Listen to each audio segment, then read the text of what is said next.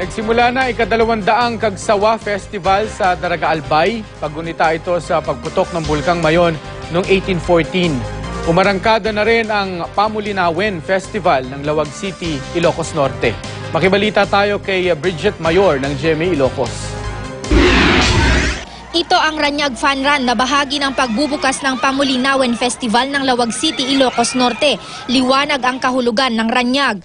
Ang mga lumahok, nagliliwanag kapag natatapat sa ilaw dahil sa mga pinta sa kanilang katawan.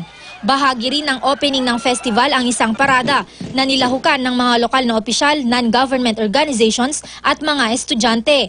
Binibigyang halaga sa Pamulinawen ang mayamang kultura ng Lawag. Alay ka deto'y nga gundaway apo nga imbitaran kayo amin nga kapuso tayo.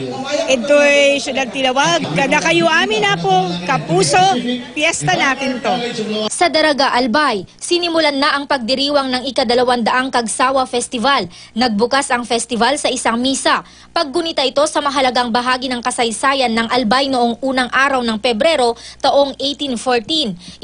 1,000 Daragenyo ang namatay noon matapos pumutok ang Bulkang Mayon at malubog sa lahar ang malaking bahagi ng Daraga. Kabilang na sa natabunan ng lahar ang Kagsawa Church. Ang kampanaryo ng simbahang ito na lang ang matatanaw ngayon at nagsisilbi ng tourist spot.